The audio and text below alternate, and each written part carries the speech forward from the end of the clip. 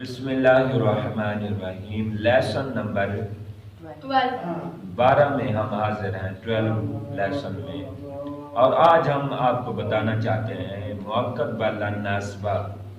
یہ حروف ناصبہ ہوتے ہیں، یہ حروف اپنے جس پر داخل ہوتے ہیں اس کو کیا دیتے ہیں؟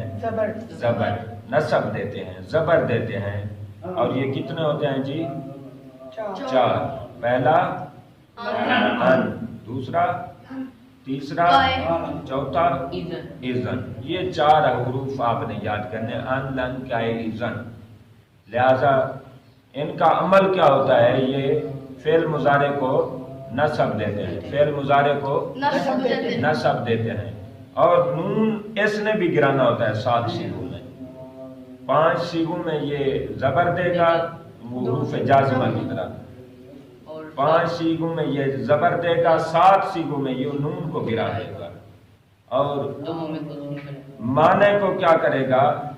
معنی اس کا ہرگز میں تبدیل ہو جائے گا، یعنی چیز کی نفی کی تاکید کے لیے آئے گا۔ ایک چیز ہوتی ہے کہ اس نے نہیں مارا، ایک ہوتا ہے ہرگز نہیں مارتا وہ، یعنی مار کا کانسیپٹ ہی نہیں ہے۔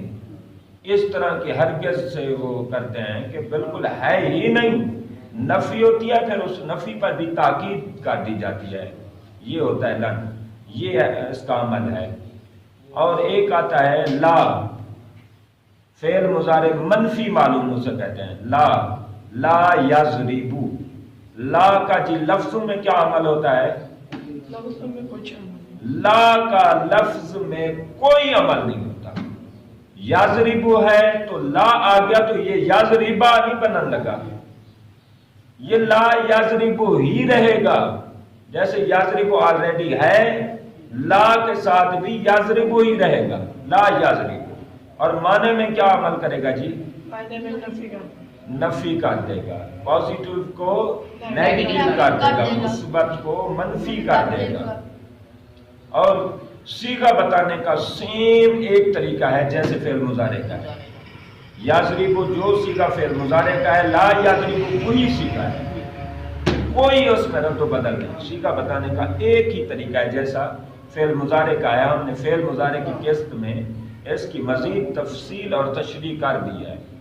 معنی میں تھوڑی سی تبدیلی تھی، ہم نے بتا دیا ہے کہ لا یضربو میں مضارع منفی والا معنی ہوگا، اور لن یضربا میں معنی ہوگا نفی تاکید کا، کہ نفی بھی ہوگی اور اوپر سے تاکید بھی ہوگی۔